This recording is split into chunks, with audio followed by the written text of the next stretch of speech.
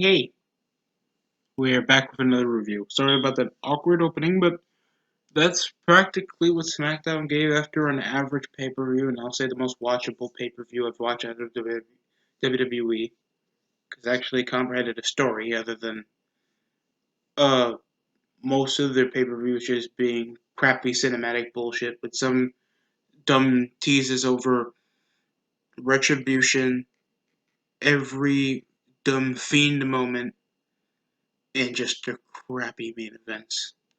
Oh, and Drew McIntyre being bland. Other than that, SmackDown was meh, as you can give it like any source of entertainment value. Because the most we ever had for the show was Sheamus beating Shorty G for like the umpteenth time.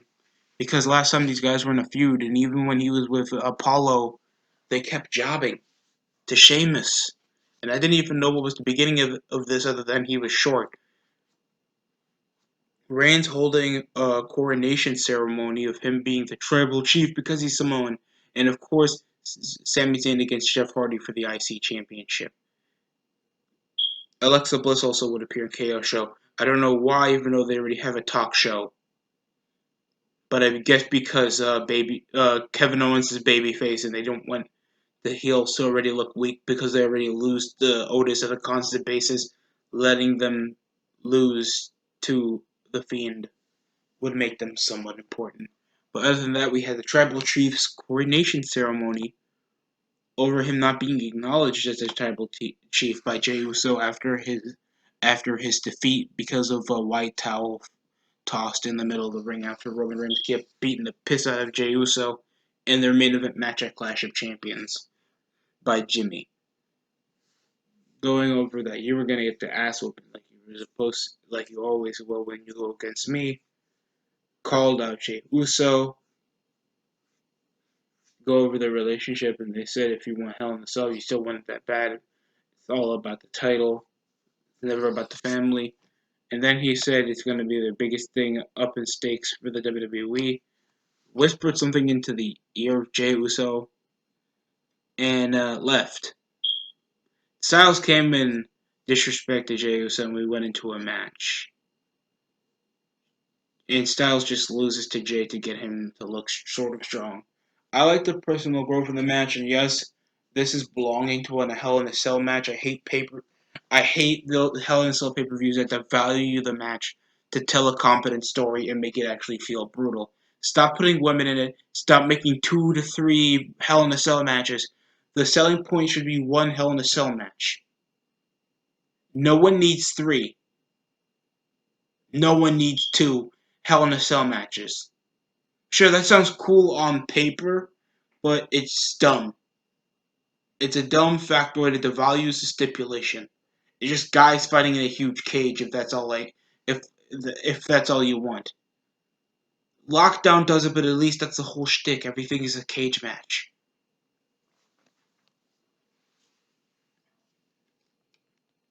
So there was some kicks, Pele's, some stops with a heel kick. It ends off the Uso splash. The match was fine as you got it. I didn't really compel myself to do it because Styles was just there. It's because, oh, your life sucks. I'm the heel. I'm gonna just come here and fight. So you have the issue to have sympathy by the fans and cheer up the crowd. And it's like I don't care. And it's like, why would you even do that anyway? It's not even a live crowd. You just job out like a guy that was literally in a ladder match to last like just under 24 hours ago. So you doing that just, I mean, not under 24 hours ago, a couple days ago, but you get the gist. It could have been Mojo Rawley. It could have been anybody else on the roster that's not even given that much screen time. But you have a former world champion losing to Jey Uso. And I'm not saying that Jey Uso doesn't have any talent. He has obviously grown in his promos over the last couple of years that I've seen him. He's not that bad of a worker. I just feel like they're trying to overshove this personal feud around my throat, but I don't mind it. But there's different ways how to do this. We had Otis against John Morrison with, of course, next week being a court battle over the lawsuit. over Miz and Morrison,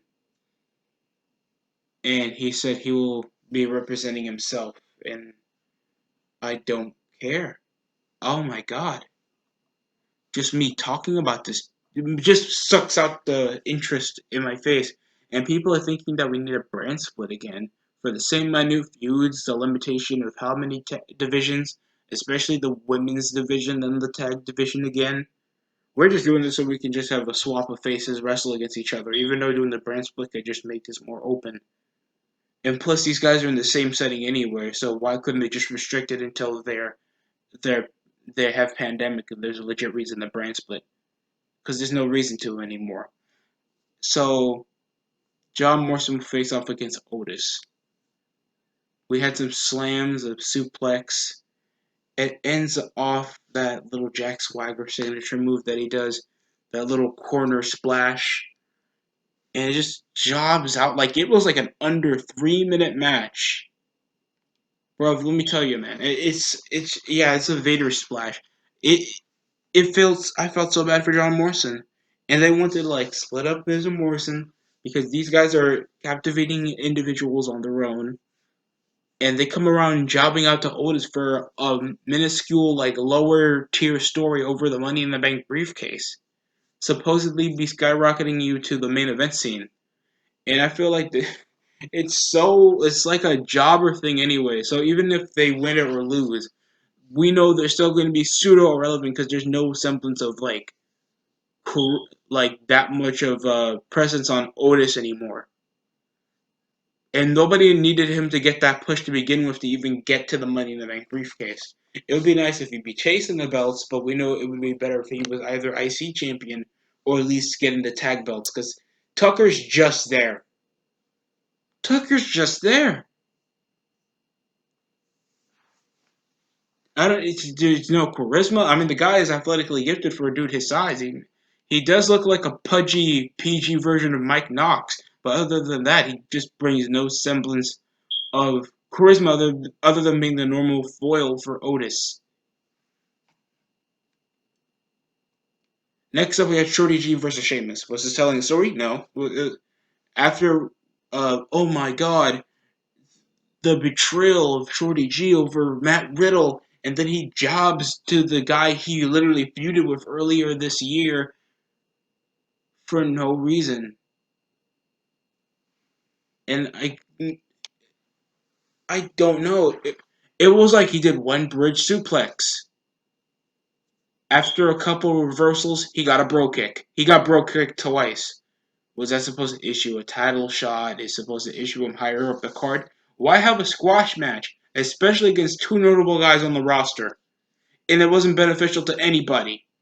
These guys didn't even have a confrontation backstage other than Big E challenging Sheamus literally in a promo that he wouldn't even be aware of the next week on SmackDown before they even get drafted anywhere. And like the second night of the draft that Big E will be fighting Sheamus in a street I think a no holds barred match or a false count anywhere match. I don't care. Other than that, that was the primordial selling point. Just to build up to that for SmackDown. Big Titty versus freaking Canvas. We also had the KO show. And before we had that, we had Carmella. Yes, it's Carmella. The late I thought it was going to be Scarlett Bordeaux, and for that I was super disappointed because the smoke show was entirely over, and she's way more attractive than Carmella. Don't at me at that. I know damn well you would smash Scarlett if she was in a trance and you caused it. Come me wrong, all the doubters. Like she was in a jobber tag team with Dana Brooke, and then they just repackaged her for some dumb, probably rip off Emelina gimmick or something else. And it's probably gonna be like she's gonna be another jobber in just a few weeks. And it's just I don't care. I don't. Because I'm probably gonna issue a new face into the roster. And there's already so many dumb moves that happened already in the draft. Like already they traded already AJ Styles. Why trade for AJ Styles? Like, what's the benefactor for that? And there's already Robert Roode that's on SmackDown, Ziggler, Ali, Mandy Rose already, Dana Brooke, Braun Strowman, even though Raw Underground is not even viable anymore. So the point of doing this brand split is to have some reason to still conversate about WWE, because other than that, we do shitty Saudi shows and our goddamn pay-per-views suck. So, yeah, we had another squash match. Obviously, people wanted to waste all that time of watching SmackDown just to see Carmella again. That's awesome. Camel, this camel face ass jobber. Get her away from me. You haven't been relevant since Enzo and Cass, and I barely bring that up. And the only reason people only talk about you is any other dumb affair that Corey Graves is probably going to get in the next year. I'm betting on Dana Brooke because Dana Brooke somehow can't even try to find a man like Batista. That just upsets me. And okay, KO show. We had Alexa Bliss talking to Kevin Owens, and he's literally on Raw teasing over the factor that he would probably go back to SmackDown after only being like under a year on Raw, so it doesn't even mean anything. The brand split doesn't mean much, especially if there's no semblance of identity with the brand split anyway, or with two shows. And he just goes and literally she just symbolizes the Fiend is euphoric, or just she gets wet off the Fiend in whatever he does. His hands looking like a psycho bitch. My compellingness to care is completely dumb. Is nearly done for, and she can literally get wet off getting a mandible claw, probably choke to death while getting punched in the face, and she'll still be like, harder, please. It, it was it was as minute as it got, and I knew how super corny it is when she said, "Let him in." It's like I knew it was gonna happen. That's why they had to put Kevin Owens there, because they know they needed a babyface talk show host to do this, because the dirt sheet is heel. So they just forcefully did this brand split invitational. They're probably gonna do the same crap because they know damn well because both brands suck. So yeah, it ends with Kevin Owens getting a mandible claw. Then they touch hands and freaking instant transmission the hell out of there. Yay. I'm so compelled. Next up, we had, of course, Matt Riddle against and Lucha House Party against Nakamura, Corbin, and Cesaro. And I'm trying to remember another segment that was on Raw. I'm in SmackDown tonight, and I couldn't even remember it to the top of my head because the show was like for me a bit too forgettable. And the match was fine. It was short, sweet, and the baby faces picked up the win after Corbin beat Riddle with freaking Matt Riddle looking like freaking Ronda Rousey in the UFC fight, and the freaking braids on his hair, fucking dumb. Some karate kicks, bicycle knees, the hot tag. Of course, the basic Hurricane Run is up to Lucha House Party. Uh, Kalisto came up a bit late, but still was there to watch most parts of the match. It ends off I don't know what he calls it. The Broderick for the win. So that's the win. The match was like probably like like probably 7 minutes. It was a sizable, especially for a 6-man tag that has a lot of guys that do a lot of work rate crap, but it was sizable, and it still had the freaking Lucha Jobber House Party that no one cares if they break up or not. They weren't even over. This is insulting.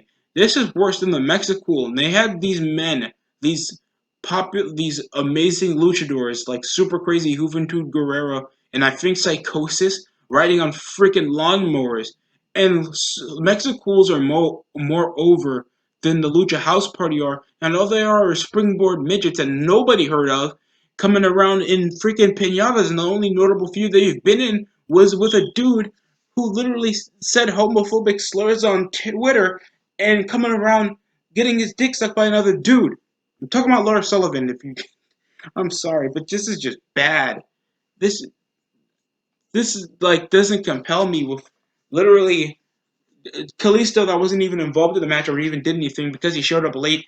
Lince Dorado came around just shoving him off after aiding Grand Metalik, and then they started getting in a big blow off the bro, and that's so gay. It's so gay with the awkward entrance, the pre-match promo.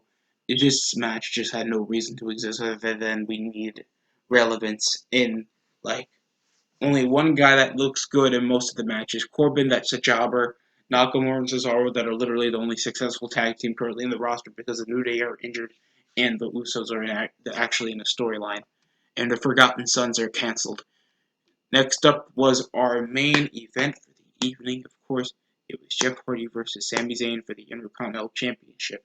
Just after Sami Zayn had a pretty good ladder match, winning that back at Clash of Champions against Styles and Jeff Hardy.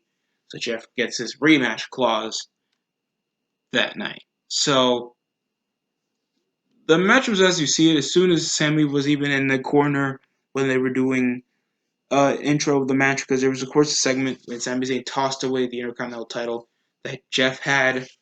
That was literally the segment. If you forgot that I went over that, well, he already got rid of the corner pad, the one of the pads on the turnbuckle, and that was the selling point in the match. Like Whisper in the Winds, there was a running poetry in motion, but that was missed over to the barricade. I think that was from the Clash of Champions match, but I think the same spot happened here, but he was using the steps off the other angle. Uh, Facebuster, there was a Blue Thunder run for a near fall, like that's ever gonna get a 3, and most of the momentum happened over the near the finish of the match. It ended up off attempt to get the Swanton Bomb, a toss over to the revealed turnbuckle that was exposed, and it was a 3 count. He didn't even use the hell of a kick. So the finish was off a cheap tactic. The selling point was all over the exposed turnbuckle. Basic match for nobody's interest other than to sell the cheap heel factoid of Sami Zayn. And I don't mind the character. I just like outside of the ring and majority of why he even is going to stay in mid card to lower card purgatory. It's the way the guy carries himself, in my opinion. I just feel like Sami Zayn just thinks he's big time, and most of his fan base thinks he's big time, all because of the shit he did with Kevin Owens like 2010. It's you've been in the roster for like since 2015. Get it for your head already. You're not going to be a main eventer. You're a neck beard SJW midget. It's only notable for your match from a different company. And it's okay. I don't mind the libertarian gimmick for Sami Zayn, and he seems like a prolific talker. I just wish he does this more than just job out and he comes around like missing several months of work. If he did, and when none of us known about it, wouldn't it be better if you just issued it to the public? I'm just saying. Other than that, we already have our selling point for next week. Sheamus versus Big E in a match at next week at the draft of day 2 on Smackdown. We have the draft, Carmella's return. Oh god. And the selling point into Hell in a Cell. That I feel like there should only be the Hell in a Cell match for Roman and Jay. They should literally sell a stipulation. If there's 2 Hell in a Cell matches, I'm not watching. I'm not watching. I don't want to watch 2 Hell in a Cell matches, man. I don't care about Randy Orton against Drew McIntyre in a Hell in a Cell match for some guys that we barely even know he has a relationship with personally. And they come selling, and we know the selling point is going to be a Hell in a Cell match. or 3 stages of hell. I wish they brought that back. But yeah, SmackDown was as worse than last week. That's upsetting to say. Styles jobbing out. We have this crappy storyline involving the freaking heavy machinery and Miz Morrison getting dragged out in the dumb cinematic segment that's probably gonna have crappy PG humor, like entirely PG humor. Even though they're possible to do uh, adult humor without any sort of fans around attendance, like they do with Southpaw Regional Wrestling. And I don't know why they don't try that approach. The dumb interview, the main event was basic. The 6-man tag was forgettable. But other than that, it was a really meh show. But if you guys enjoyed it, please comment down below. I'd like to hear your opinion on the matter. In my opinion, this was a bore of a show. But any of you guys' comments can change my perspective. That would be cool. Thanks for watching.